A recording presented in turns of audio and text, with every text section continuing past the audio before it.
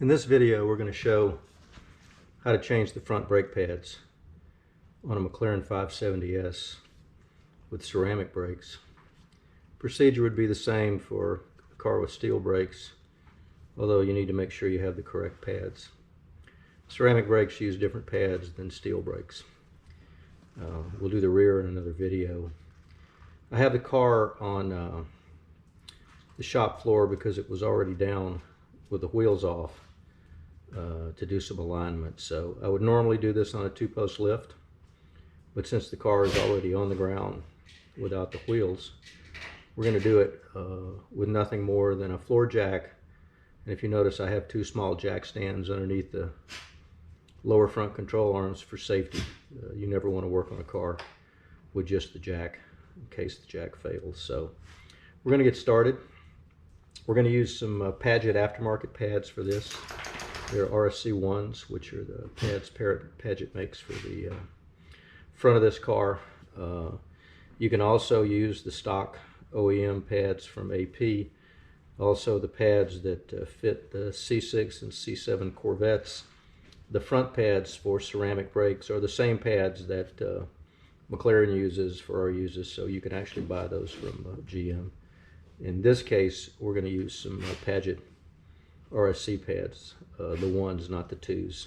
We were on the 2s on the pure track cars. We were on the 1s on cars that are both street and track. So we're going to show you how to change the front brakes. Another suggestion is, while you're doing this, if you haven't bled your brakes in a while, I would suggest you do it. We use power bleeders that basically pressurize the system. If you don't have one, you can use a helper the old-fashioned way. A friend, a girlfriend, significant other, somebody that can help you pump the brakes if they haven't been bled in a while. We change the brake fluid once a year. This was just flushed with, we use Castrol SRF, which is the same brake fluid used in Formula 1 cars, and we put it in all our track cars. So what you need is you need a small punch to punch the pins out, a hammer, something to pry the if the blue healer, blue, get out of the way, move, go. I don't need you in this video. Something to pry the pistons back. Blue, get out of the way, go lay down. Go lay down. Again, he's my helper, but he doesn't know how to do brakes. So here we go, we're gonna get started. We're gonna take the pads out first. I have compressed air here in my shop, so I'm gonna basically blow everything out. The next thing you need is a small punch.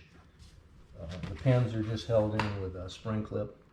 So what you have to do is you have to punch the pins out, and sometimes they're stubborn, especially if the pads have never been replaced. So there's one pin. We'll get it all the way out, and we're going to clean these pins. Sometimes you have to take a little sandpaper and take them off. It also has a spring clip here that holds all this in, and sometimes it's difficult to get that out. Sometimes you have to press it in. We're going to see here if we can get this out. There we go. So sometimes you've got to use force. So that is basically a clip that holds the pad in place. So lay it down. It has an arrow to show the right way. These pins have a little corrosion on them, so we're going to clean these pins. It's not a big deal. We use a little steel wool or sandpaper. So we're going to get this one out.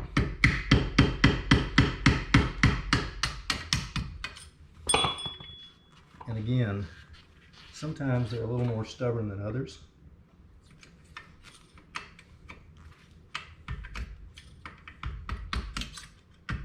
Because of the clip.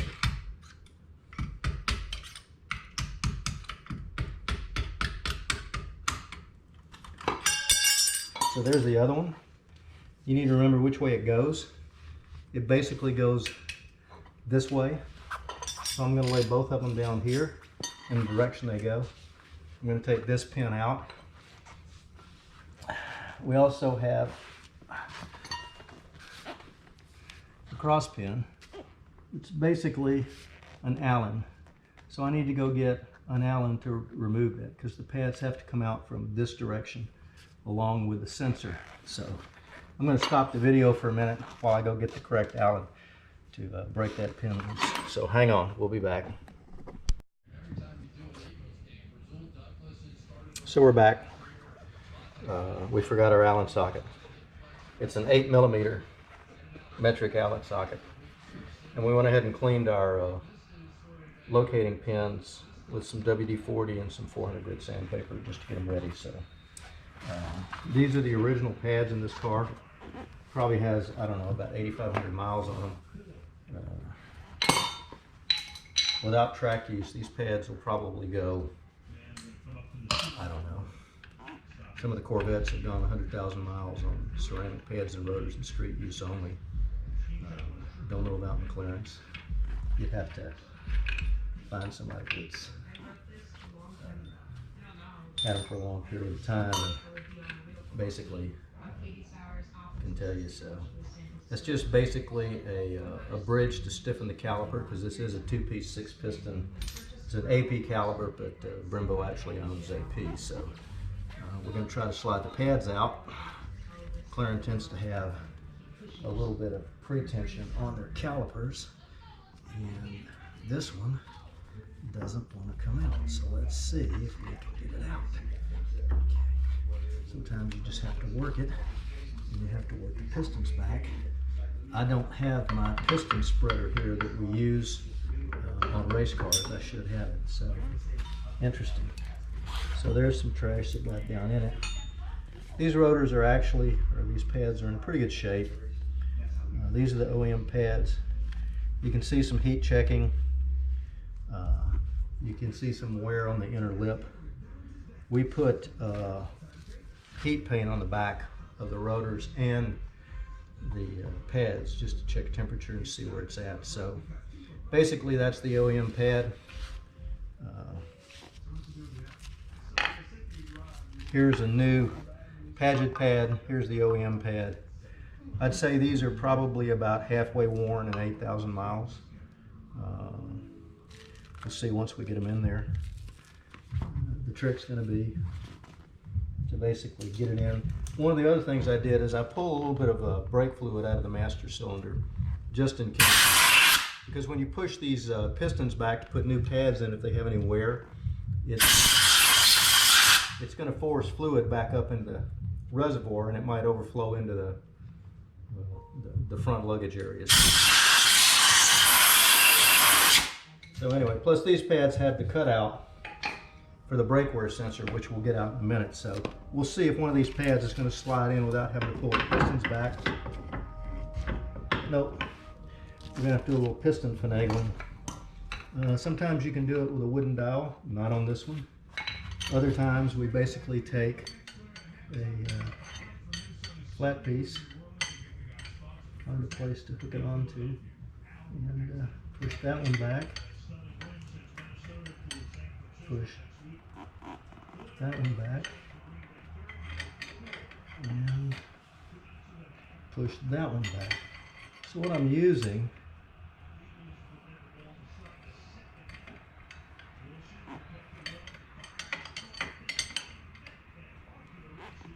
I'm actually using a tire spoon that was designed for motorcycles, and what I'm doing is I'm placing it on the rotor hat, not on the disc itself, and I'm just kind of lightly forcing the pistons back up in there so the pads will slide in, and we'll see if they're going to go without pushing more. So we'll see what's hanging it up. One right here. So I'm going to go here. And we're going to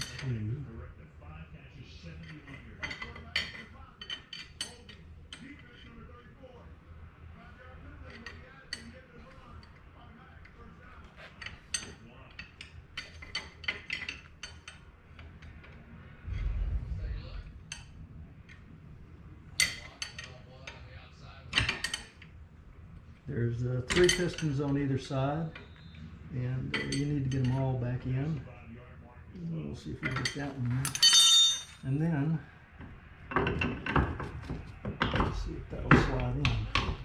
So there we go. So there's one in. Okay. Now, we need to get the other side out. And sometimes, because if they've been in there for a long time, it can take a lot of effort to get them out.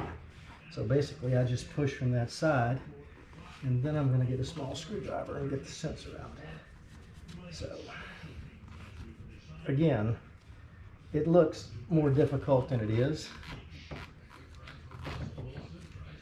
So I want to get the sensor out. Make sure your sensor doesn't have any wear. And we're just going to pop it out. Sometimes these are stiff to get out, so anyway.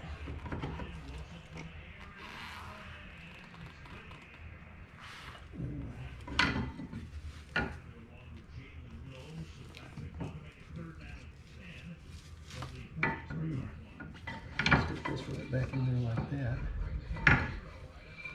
So I can go get a screwdriver and get the sensor out without breaking it. So anyway, let's go pop the sensor out.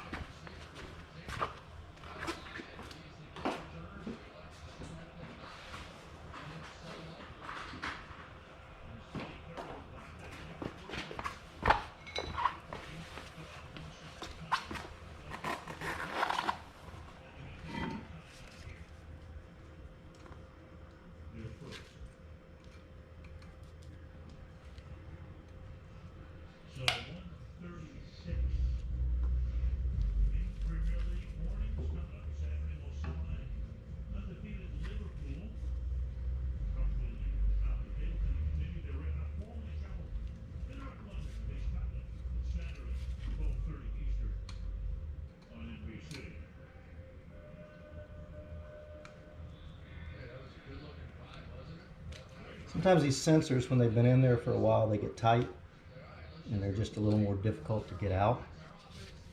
You don't want to break them, because if you break them, then you're going to get an error message on your dash. So this sensor looks fine. What happens is when it wears through, it makes contact and it sets off an alarm in there. So we're going to push these pistons back, because I'm sure the brake's not going to fit. The new pads aren't going to fit. And on this side, it becomes a little more difficult because we don't have anything to push against. So let's try this. Let's see if we can just lightly push back without damaging the rotor. You have to be careful on these ceramic rotors. They're fairly brittle.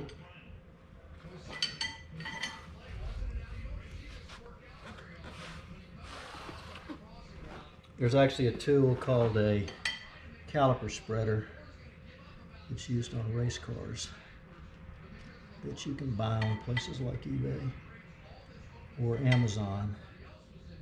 It allows you to spread them. Mine's actually in a trailer. So that one went in fairly easily. Let's get the sensor back in. As you can see, they're loose. Once we get done with this, we'll pump the brake pedal, check the master cylinder, and see how full it is. The first thing I want to do is get the sensor back in. So let's turn it this way, and let's push that little bad boy in. Actually, what I'm going to do, I'm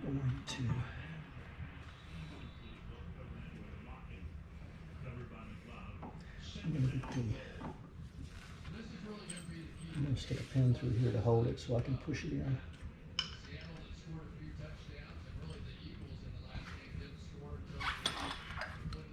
Be careful with these. You don't want to break them. But they need to go all the way in and be seated. You can see it's seated all the way down. And what happens is, when the pad wears enough to contact this, it breaks the plastic open and touches the metal and actually secures it. So you can see we now have the pads in. So the next thing is put the bridge back in. Let's see, what did I do with the bolt? So you need to put the bridge in, which is actually a caliper stiffener. And sometimes you have to get it in just right, just square. Find your bolt. And there's not a lot of torque on this bolt. We're just going to snug it right now. We're not going to completely tighten it until we get all the pins in.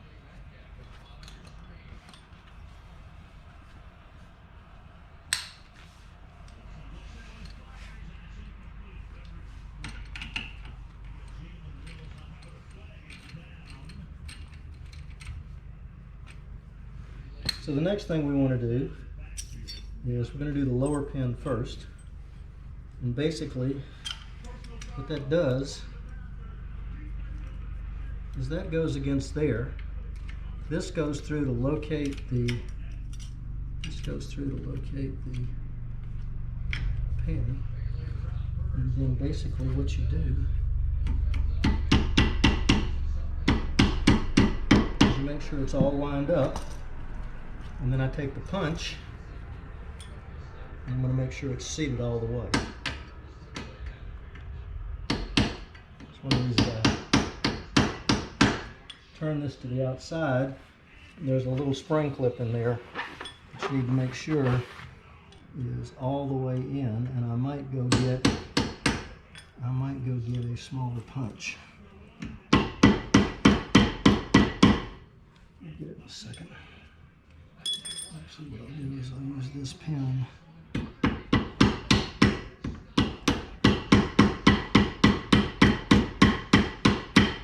You need to make sure it's all the way in because there's a spring-loaded clip that holds it just on the inside. So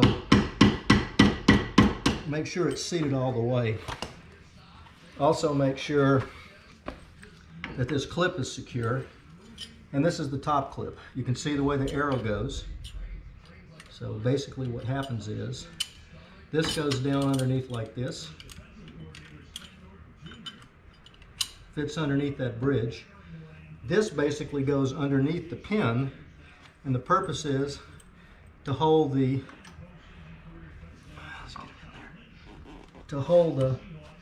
brake pads in place. So you have to push that in. Okay, now let's start across. Be careful on your wiring. Don't do too much damage to your wiring.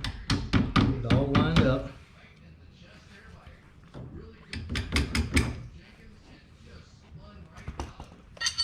So sometimes lining up the pin is the hardest part. Get the pin started, so there it goes. And then you've got to punch it in all the way till it seats.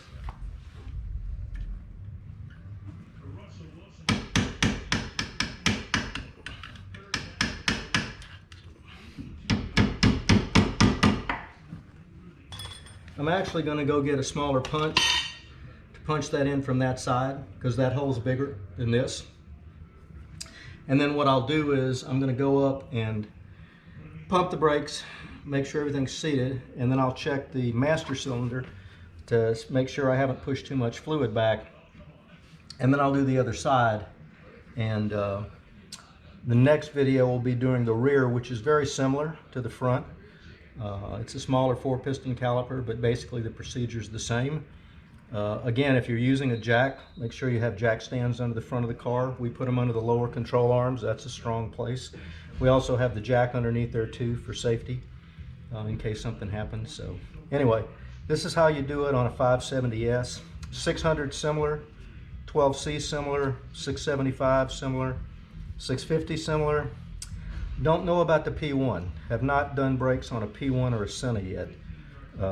I know the P1 uses some very high-end Acapano rotors and pads. Basically, they make them for Formula One cars. So, don't know. But if you have a Sports Series or a 650 or a 675 or a 12C, this is basically the procedure on the front brakes. So, next video will be rear brakes. Hope you learned something.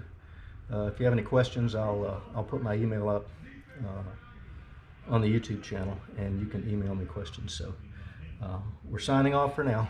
Happy New Year.